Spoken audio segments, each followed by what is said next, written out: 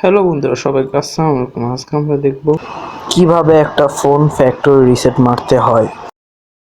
প্রথমে দেখেন যে এটা আমার ফোন অনেক বেশি ল্যাগ করে, সেই জন্য আমরা এটা রিসেট মারব।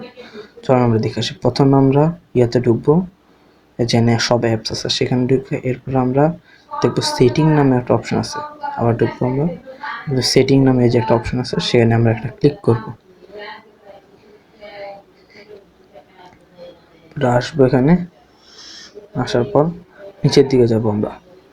নিচে দেখবো ডিভাইস পার্সোনাল নামে একটা অপশন আছে, সেখানে দেখবেন ব্যাকআপ অ্যান্ড রিসেট। এই জায়গায় আমরা ক্লিক করবো একটা।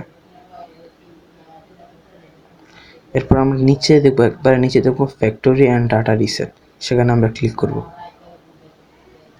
এরপর আমরা একবারে নিচে দেখবো রিসেট ডিভাইস, সেখানে আমরা একটা ক্লিক করব।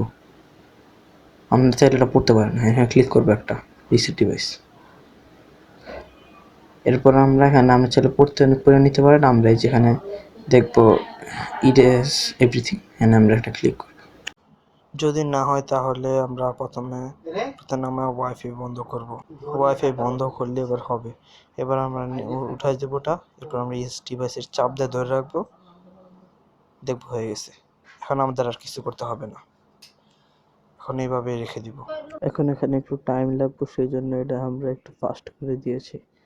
অনেক একটু টাইম লাগবে এখানে, আমরা এখানে একটু অপেক্ষা করব।